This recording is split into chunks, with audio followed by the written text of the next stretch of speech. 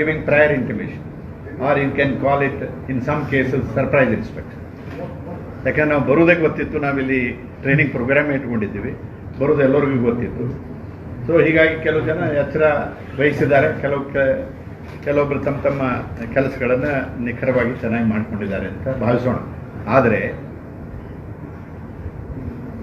ಹಲವಾರು ವಿಷಯಗಳಲ್ಲಿ ಒಂದೇ ದಿನದಲ್ಲಿ ಎಲ್ಲ ಸ್ವಚ್ಛ ಆಗೋಕ್ಕಾಗಲ್ಲ. ನೀವು ಅದನ್ನು ಆಳವಾಗಿ ನೋಡಿ ಅದನ್ನು ತೆಗೆದು ನೋಡಿದಿರಿ ಅಂತಂದರೆ ಅವರಲ್ಲಿ ಏನು ಮಾಲ್ ಅಡ್ಮಿನಿಸ್ಟ್ರೇಷನ್ ನಡೀತಾ ಇದೆ, ಎಷ್ಟು ಅಪ್ಲಿಕೇಶನ್ಸು ಕೇಸಸ್ ಪೆಂಡಿಂಗ್ ಇಟ್ಕೊಂಡಿದ್ದಾರೆ, ಯಾಕೆ ಜನ ಮತ್ತೆ ಮತ್ತೆ ಮತ್ತೆ ಮತ್ತೆ ಅವ್ರ ಹತ್ರ ಬರ್ತಾರೆ, ಹೇಳಿ ಬಂದ್ರೂ ಅಷ್ಟೇ, ಹೇಳದೆ ಸರ್ಪ್ರೈಸಾಗಿ ಬಂದ್ರೂ ಅಷ್ಟೇ, ಅದು ಎಲ್ಲಿ ಕಾಣಬೇಕು, ಎಲ್ಲಿ ನೀವು ಕಂಡು ಹಿಡಬೇಕು ಅಲ್ಲಿ ಕಂಡು ಹಿಡಿಯೋಕ್ಕಾಗ್ತದೆ. ಆ ರೀತಿ ಹಲವಾರು ವಿಷಯಗಳನ್ನು ನಾವು ಕಂಡು ಹಿಡಿ. ಈಗ ನಾವು ಈ ಜಿಲ್ಲೆಯಲ್ಲಿ ಎಲ್ಲೆಲ್ಲಿ ನಾವು ಇದು ಮಾಡಿದ್ದೀವಿ ಅಂತಂದರೆ ಬೆಳಗಾವದಲ್ಲಿ ಫಸ್ಟಿಗೆ ನಾವು ಬೆಳಗಾವಿ ಫೋಕಸ್ ಮಾಡಿದ್ದೀವಿ. ಮೊನ್ನೆ 6th ಬೆಳಗಾವನ್ನು ಫೋಕಸ್ ಮಾಡಿದ್ದೀವಿ, 7th ಪಾರ್ಟ್ಲಿ ಬೆಳಗಾವಿ ಫೋಕಸ್ ಮಾಡಿದ್ದೀವಿ. ತಾಲೂಕುಗಳಿಗೆ ಹೋಗಿ 80% ತಾಲೂಕು ಹೆಚ್ಚು ಕಡಿಮೆ, ಒಂದು 3-4 ತಾಲೂಕು ಬಿಟ್ಟರೆ ಉಳಿದು ಎಲ್ಲ ತಾಲೂಕುಗಳಿಗೂ ಕವರ್ ಮಾಡಿದ್ದೀವಿ. ಮೇನ್ ಟಾರ್ಗೆಟ್ ಎಲ್ಲಿ ಅಂತಂದರೆ ಈ ಹಾಸ್ಪಿಟಲ್, ಆನಂತರ ಕಾರ್ಪೊರೇಷನ್ಸು, ಮುನ್ಸಿಪಲ್ ಕೌನ್ಸಿಲ್ಸು, ಕಾರ್ಪೊರೇಷನ್ಸು, TMCಸು, then tahsildar office, EDLR office, then excise department, then you have ಇಲ್ಲಿ ಬೆಂಗಳೂರಿನ ಇದು ಬೆಳಗಾಮದಲ್ಲಿ ಸ್ಮಾರ್ಟ್ ಸಿಟಿಗೆ ಹೋದ್ವಿ. ಸ್ಮಾರ್ಟ್ ಸಿಟಿನೂ ಕೂಡ ಅಲ್ಲಿ ಕೆಲವೊಂದು ಕಂಪ್ಲೇಂಟ್ಸ್ ಬಂದಿದ್ದು, ಅದನ್ನು ನೋಡ್ಕೊಂಡ್ವಿ. ಸೊ ಹೀಗೆ ಪಬ್ಲಿಕ್, ಆನಂತರ ಈ ಮೆಡಿಕಲ್ ಸ್ಟೋರ್ಸ್, ಈ ಸ್ಟೋರ್ ಹೌಸ್ ಥರ ಮಾಡಿದ್ದಾರೆ ಗೋಕಾಕ್ನಲ್ಲಿ. ಅದು 5 ತಾಲೂಕುಗಳಿಗೆ ಅಲ್ಲಿಂದ ಮೆಡಿಸಿನ್ ಪ್ರೊಕ್ಯೂರ್ಮೆಂಟ್ ಆಗ್ತದೆ. ಸೊ ಅಲ್ಲಿ ಎಕ್ಸ್ಪೈರ್ಡ್ ಡ್ರಗ್ಸ್ ತುಂಬ ಇಟ್ಟಿದ್ದರು, ಅದನ್ನು ನೋಡಿದ್ವಿ. ಅಲ್ಲಿ 1.5-2 ತಾಸು ಕಳೆದಿದ್ವಿ. ಸೊ ಹೀಗೆ ರಸ್ತೆಗಳನ್ನು ನೋಡಿದ್ವಿ, ಎಲ್ಲ ನೋಡಿದ್ವಿ ಅಂತ ಅನ್ಕೊಟ್ಟು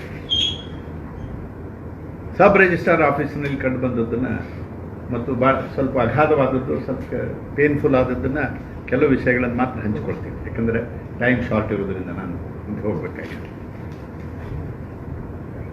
ಏನು ನಡೆದಿದೆ ವ್ಯವಹಾರ ಇಲ್ಲಿ ಅಂತಂದ್ರೆ ಭಾರಿ ವಿಚಿತ್ರವಾದ ವ್ಯವಹಾರ ಬೆಳಗಾವದಲ್ಲಿ ನಡೀತಾ ಇದೆ. ಅದು ಯಾಕೋ ನೀವು ಕಂಡುಹಿಡಬೇಕು ಅಂತ. ಆಸ್ತಿ ನಂದು ಅಂತ ಒಬ್ಬನು ಬರ್ತಾನೆ, ಬಂದು ಫೇಕ್ ಡಾಕ್ಯುಮೆಂಟ್ಸ್ ಕ್ರಿಯೇಟ್ ಮಾಡಿ ಬೇರೆಯವನ ಆಸ್ತಿನ ರಿಜಿಸ್ಟರ್ ಮಾಡಿ ಮಾರಾಟ ಮಾಡ್ತಾನೆ. ಅವನಿಗೆ ಗೊತ್ತಿಲ್ಲ, ಅವನಿಗೆ ಸಂಬಂಧ ಇಲ್ಲ, ಗೊತ್ತಿಲ್ಲ, ರಿಯಲ್ ಓನರ್ಗೆ ಅದೇನು ಗೊತ್ತಿಲ್ಲ. ಬಟ್ ಆಸ್ತಿ ಹ್ಯಾಂಡ್ಸ್ ಚೇಂಜ್ ಆಗ್ತದೆ, RTCಯಲ್ಲಿ ರೆಕಾರ್ಡ್ಸ್ ಚೇಂಜ್ ಆಗ್ತದೆ. ಆನಂತರ ಅವನಿಗೆ ಗೊತ್ತಾಗ್ತದೆ. ಗೊತ್ತಾಗಿ ಹೋಗಿ ನೋಡಿ ಕೇಳಿದರೆ ಅವನು ಯಾವನೋ ಒಬ್ಬನು ಬಂದು ದಾಖಲೆಗಳನ್ನು ಕೊಟ್ಟು ಇವನ ಹೆಸರು ಹೇಳಿ ರಿಜಿಸ್ಟರ್ ಮಾಡ್ತಾರೆ. ಇಂಥವು 3 ಪ್ರಕರಣಗಳು ನಮಗೆ ಬಯಲಿಗೆ ಬಂದಿದೆ. ಸೊ ಇದರ ಅರ್ಥ ಏನು ಅಂದರೆ, ಇಲ್ಲಿ ಯಾರ ಆಸ್ತಿಯನ್ನು ಯಾವನು ಬೇಕಾದರೂ ದರೋಡೆ ಮಾಡಿ ತೊಗೊಂಡು ಹೋಗ್ಬಿಡ್ಬೋದು. ಇದು ಹಗಲು ದರೋಡೆ ಇದ್ದಂಗೆ. ಇದು ಕಾನೂನು ಪ್ರಕಾರ ದರೋಡೆ ಮಾಡೋದು, ರಿಜಿಸ್ಟರ್ ಮಾಡೇ ಕೊಟ್ಬಿಡೋದು ಯಾರ್ದಾರ ಆಸ್ತಿನ ಮತ್ತೊಬ್ಬರು.